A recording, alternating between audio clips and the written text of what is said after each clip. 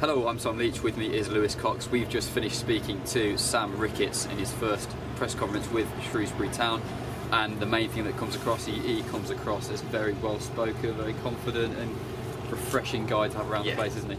Yeah, well, you know, we had 30 minutes with him just then, the written press and local radio, and he was very impressive. I think you'd vouch for that. You know, when managers come in for their first presser, they have to obviously deliver a good performance to the press. I'm sure it's a good way of getting the fans on side early, but you know, he certainly could talk the talk. Of course, a good you know, press unveiling doesn't mean he's going to go on and be brilliant, but I just said to someone on Twitter, if he can deliver all these little things that he's just, all these little sound bites that he's just told us, just how he sees the game, then I think it's going to be a fun and successful journey, really. He seems like he's very much about the detail, doesn't he? He wants everyone to pull together. He spoke at one stage about how big the club is for the community, about Shrewsbury being entertaining for the fans. He said to us all before he left, we need you all this season. Yeah. He seems like he's trying to get everyone together and trying to get everyone in Shrewsbury pulling in the same direction, really, doesn't he? Certainly detail. You know, he seems so futuristic, but such a modern coach and manager. Obviously, he's only 37. He's grown up in a newer era of football.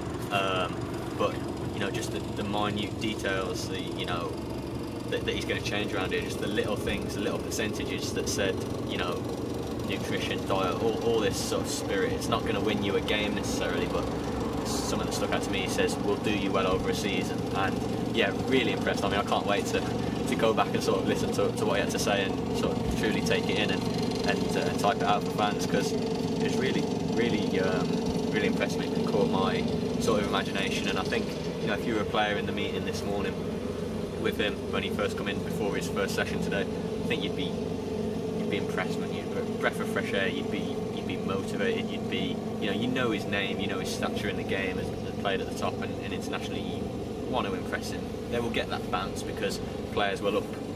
You know, even though it's been brilliant under Danny Coyne and Eric Ramsey, players will up it percentages, you know, 5-10% just to impress the new guy.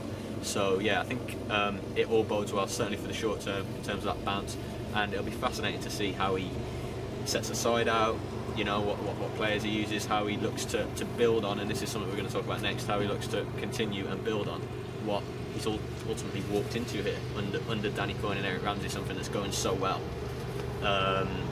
Yeah, really impressive. Tom. Something that he spoke about a lot while he was talking to us, and something that I'm sure you guys will see over the next few days, is he has a big thing here about making his move to this club seamless. He doesn't want to come in and tear the place up and kind of instantly change everything on the day he sets foot here. He wants to keep it seamless, and by doing that, he also mentioned Danny Coyne and Eric Ramsey staying in their roles, or at least if not very similar roles to what they have. Yeah, that was a big thing. I know you were doing some live tweets as we were doing it, and that was one of the big things fans, I think, wanted answers to regards his backroom staff. He's brought in one member of staff with him at the moment, nothing else imminent.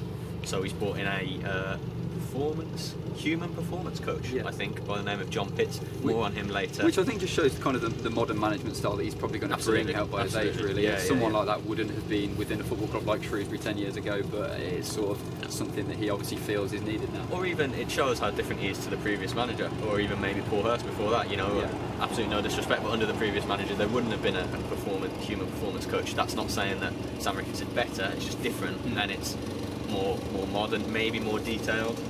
Less simplistic, I don't know, we'll have to wait and see what impact he has, but you know, this John Pitts performance coach is here to look at every little aspect, to take little percentages and minute little things that town can take advantage of. Regards Coyne and Eric Ramsey,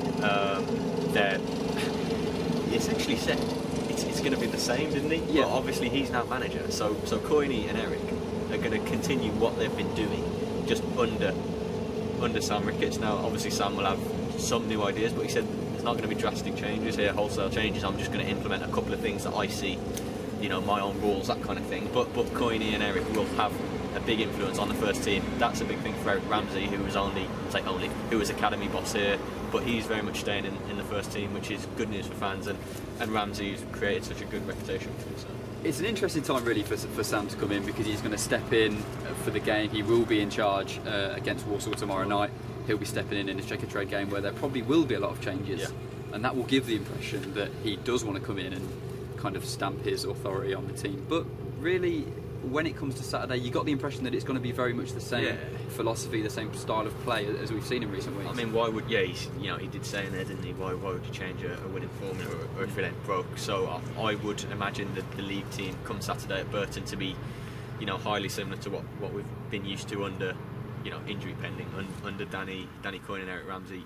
Tomorrow night it's a bit of an odd one. The last Checkatrade game there was 11 changes. And something similar wouldn't surprise me tomorrow. But what it is, and we've just spoken to Linnell John Lewis, who will probably play tomorrow night. It's a the second team almost, the subs that will come in, the changes. They're getting the chance first to if someone comes in and say a Lee Angle who's been a bit frozen out lately, if he comes in tomorrow and bangs in a hat trick, then Sam Ricketts has got a decision for Saturday. But he'll be in the dugout. He said to us, he's taking charge. He'll assess things. He's got a grasp on this squad here. He said it was a big squad, didn't he? Probably too big, which I think is no surprise. We all probably know there's probably a few.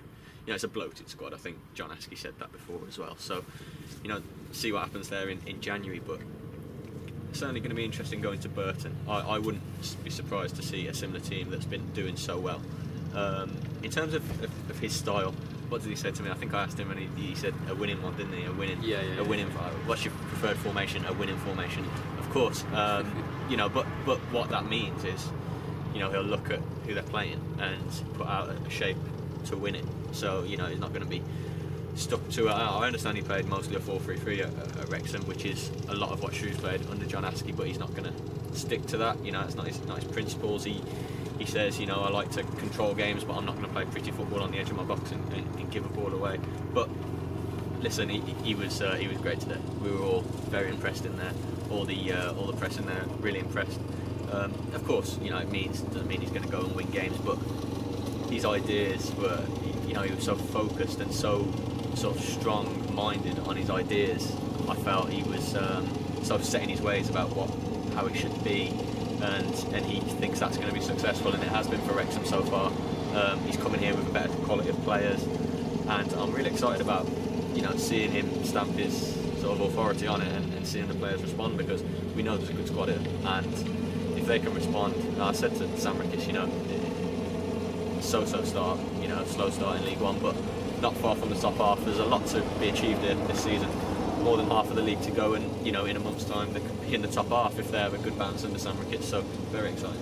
He said some fun things about Shrewsbury as well himself, didn't he? He mentioned that it was a club that a fair few years ago he used to speak to Dave Edwards about the club and how it was always a club that he kind of had an eye on managing. So another highlight I thought that he said was that he wouldn't have. There's been a lot of talk about him jumping ship from Wrexham, certainly from Wrexham fans, but he said that there weren't many clubs at this League One level that he'd have swapped the Wrexham position he had for. He said, this is something he'd been eyeing up. I know it's easy for him to say now, but something he'd been eyeing up for 4 or 5 years through his links around this area. Notably Dave Edwards. So he's always in the sort of back of his mind been thinking about the possibility of coming here. Said how attractive it would be to manage here one day, and it's probably come to him quicker than he'd have thought, but. He's ambitious, and this is a job he's wanted for a while. In the background while being academy manager at Wolves, or academy coach at Wolves, and then the back end of his time with Coventry. We heard yesterday about how he went up to shadow Brendan Rodgers. I mean, wow, pretty impressive that. And Brendan gave him the advice to go and work in the youth, and impressive. And he's nailed his sort of colours to the mast, isn't he? In making this decision, it was a massive decision for him. He had a shot at going into League 2 with Wrexham, and he's coming to a club that are in League 1. We fully expect Shrewsbury to remain in League 1.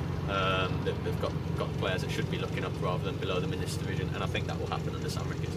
Been impressed, and if he can put all the sort of minute detail and the methods he spoke to us about in there just now onto the pitch and get the message across to the players, the talented players, then I think we're in for an exciting ride. Absolutely. Anything else you'd add? Where to start? I don't know. I don't want to leave anything off the end of this video. No. We've got to pick through the 30 minutes audio. Some great feature stuff in there that you'll read about his family past, his sporting background. You touched on it, the community aspect. I said to him, the managers that do well here seem to have that integration with the local area, and he said he believes in that, didn't he? He was very strong on that. So I think we're going to see a lot more of that around the town. fans getting a chance to see players and all that side of it. So that's great. And yeah, can't stress enough really how well he came across. And you know, consummate pro, as you'd expect. He had media from right across the top. But yeah, very impressed by his detailed knowledge of the game and what he wants to bring in. For all of that and more, keep it at shropshirestyle.com.